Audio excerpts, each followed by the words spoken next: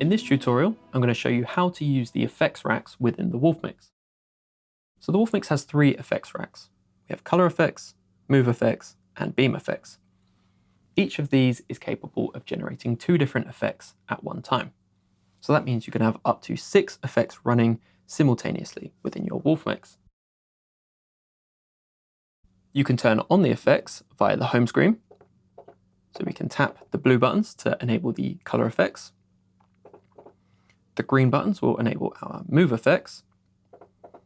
And the pink buttons will enable our beam effects, which is currently controlling the dimmer. If I hold Shift and tap these buttons, it's going to toggle to the second effects. So we're now running beam effects 2 on all of our groups. Now we're running move effects 2 on all of our groups. And there's color effects 2 on all of our groups. So for now, let's just keep things nice and simple. And we'll just look at a simple color effect running on one group, our top heads. If we dive into the color effects screen, the first thing you'll notice is that these buttons along the top actually correlate with what we've seen in the home screen. So we can turn on the effects engines for our different groups, or we can turn it off again using these buttons. Below your effect on and off buttons, you have your color selection palette. So we're currently using amber and magenta, but we can set this to be whatever colors we want. And we can add as many colors as we need. Of course, this is just using the default palette, but you can edit any of these colors by holding Shift and tapping a color.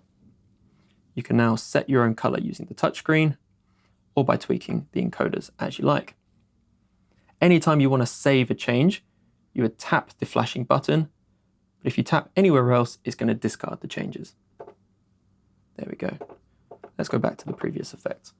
Using the touchscreen, we can change the effect type. So we're currently running a rainbow effect, but we can change this to a sparkle or to a chaser effect,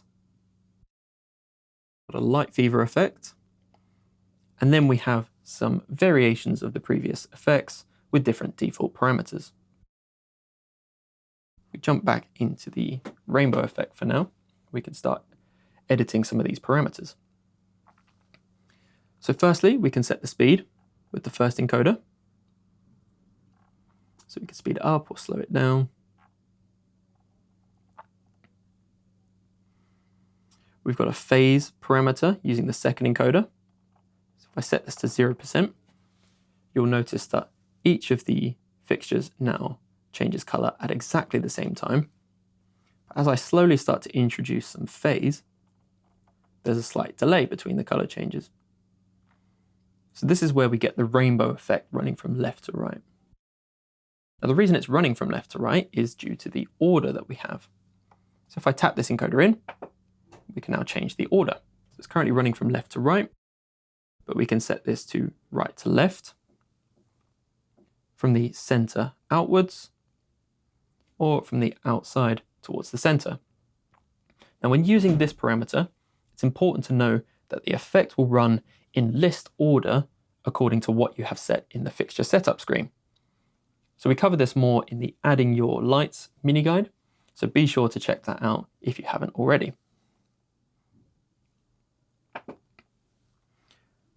Some effects will also have a size parameter, such as the sparkle effect. So as you can see, when I increase this, the size of the sparkle becomes larger. And we also have a fade parameter. If I bring this down to 0%, you'll see that there's no gradient anymore between the color changes. It just goes from amber to magenta with no fading. Let's bring that all the way back up, and that smoothens out the effect nicely. To access the second effects engine, you can press the little number 2 at the top here. If I hold Shift and tap, it's now going to jump to this effect. So we've got a yellow and cyan sparkle effect on effects engine 2. Holding Shift and tapping to go back to to the previous effect. Let's now take a look at the move effects. So this is going to work in pretty much the same way. Along the top here, we have our effects on and off buttons. So I can turn the effect on for group B, and now we're running a circle effect. We can use the touchscreen to change the effect type. So we have a tilt effect, we have a pan effect, we've got the circle that we had initially, we've got a figure 8 movement, we've got Aladdin's magic carpet, very creative name that one. We've got a light fever effect, we've got the conductor effect, and we also have a sequencer, but I'll come back to that later on. Let's start by looking at the circle effect. Like with the color effects, we can change the effect parameters using the encoders. So I can change the speed using the first encoder. I can change the phasing, so now all of the fixtures move at the exact same time. Or I can dial in a little bit of phase, usually looks nice around 10%. I can tap the encoder to change the order from left to right to left, or from the center outwards if you want something a bit more symmetrical, or from the outside towards the center. Again, this is going to be dependent on the list that you have set in the fixture setup screen, so do check that out. We've also got a size parameter, so I can set this down to 0%, and you'll see we now have no movement. But as I bring this up, I've got a very small circle movement, and as I keep going, the circle gets bigger and bigger. Some effects will have a fan parameter, so this is usually best shown with something like the tilt. So at 50%, you can see all of the fixtures are pointing straight forwards. But as I increase this, they start to fan out from the center off to the left and right of the stage. As I bring this down, they cross over in the middle. So that's what the fan parameter will do. We also have a fade, so I can bring this down, and now the effect will jump from point to point. If I put this back to 100% and enable flick, this is actually going to keep the fade, but slow it down massively, and then it will jump at certain points to the next position. So this creates a really nice sort of flicking effect where we've got a gradual movement and then a jump to the next point.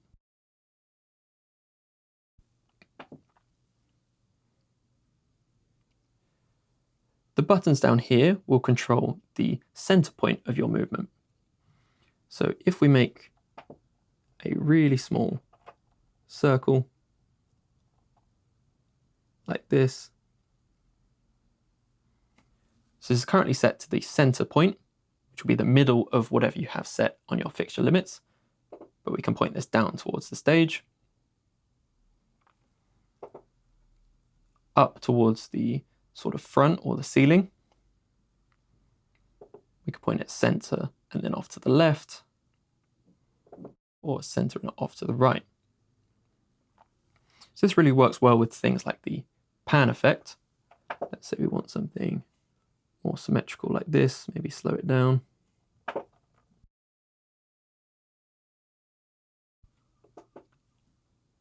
So we can now bring this down towards the stage, then up towards the ceiling, back down towards the stage. It's great for playing with live when you're busking with your lights.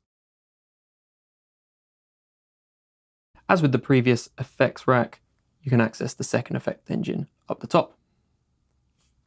As mentioned, the Move Effects also has a sequencer. So I can select the sequencer up the top here, and we can press the cogwheel to edit. If I pause this for now, you'll see we have 4 different steps. Now each of these steps can recall a specific position, and this will correlate to the positions that you have set in the static position screen. So more information on that can be found in the static screens mini guide. So let's start by selecting position 1, and we'll choose the floor position. Step 2, we'll use the stage cross position. Step 3, we'll go back to the floor. And then step 4, we'll put it up to the crowd. So if I now press play,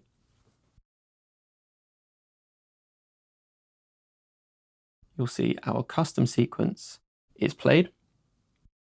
And of course, we can increase the number of steps by holding Shift, and then we can tap on the button which correlates to however many steps we want. So we now have 8 steps,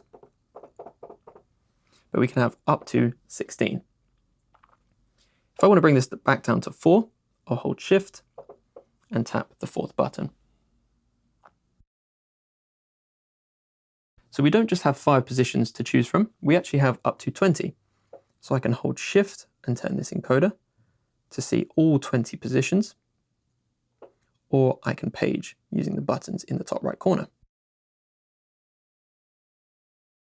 The sequencer also follows the effect parameters, so we can bring in the fade. So now the effect will fade from position to position. We can also speed it up, of course. We can add some phase. So you can create some really great custom sequences using this feature. Let's turn this off for now, and we'll jump into the beam effects.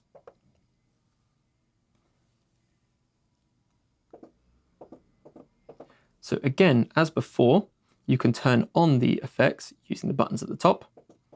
We only need group B on for now. We can change the effect type using the touchscreen, currently running a sine wave effect. We can change this to a sparkle or to a chaser. The can-can effect. We've got the heartbeat style effect.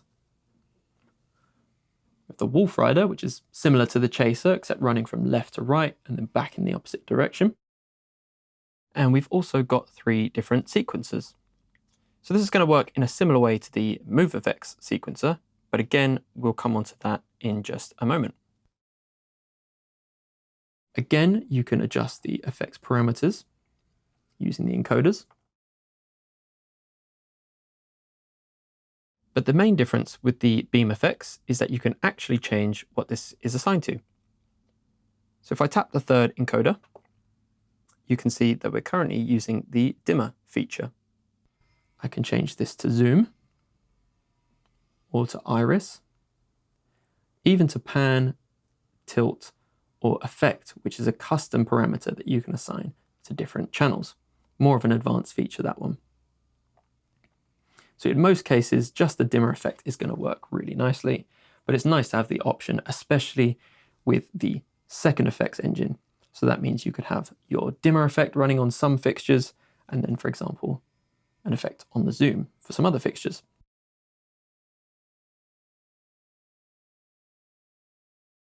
As mentioned, the beam effects also has a sequencer.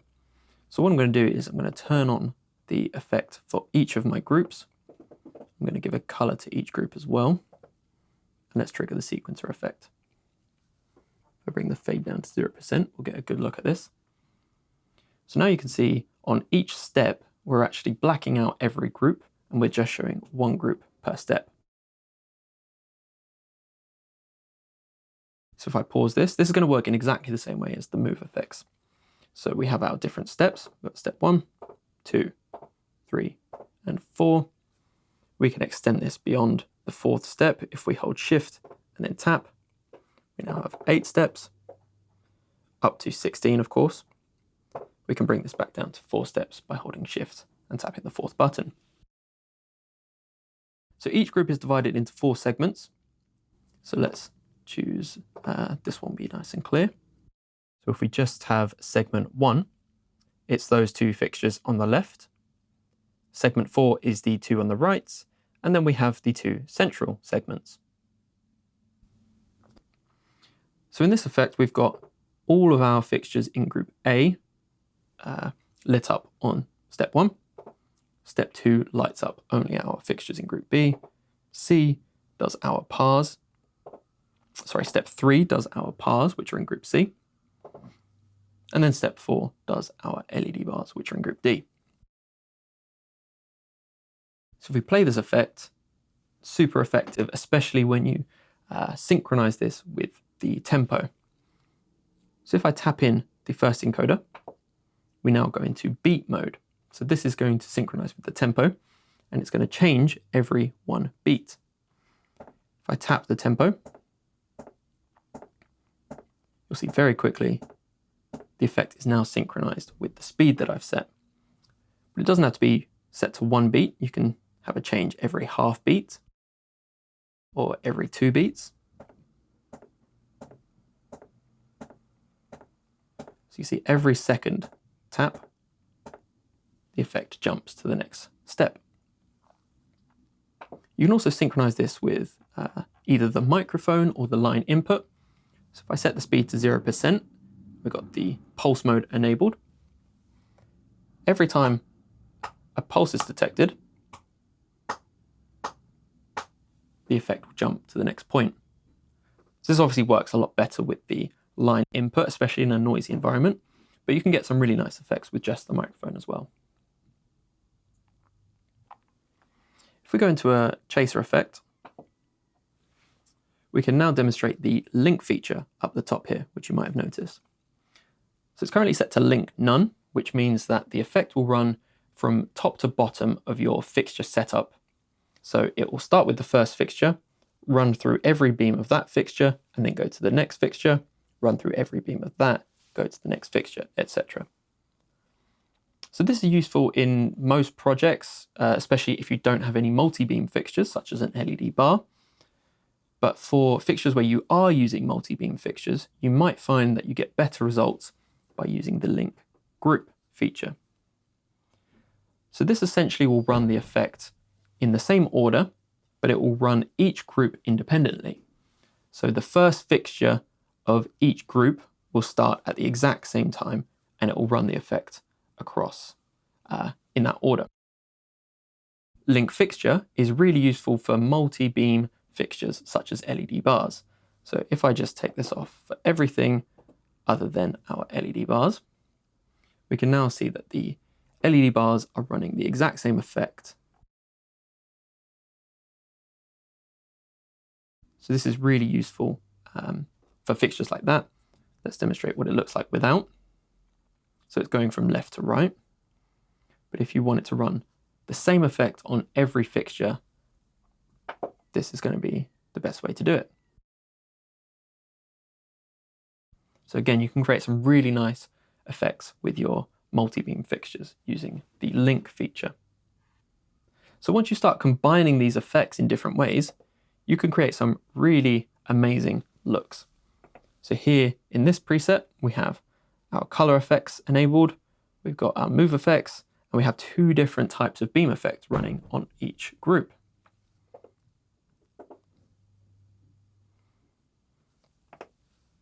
Here we only have the move effects running, and we've got the strobe enabled.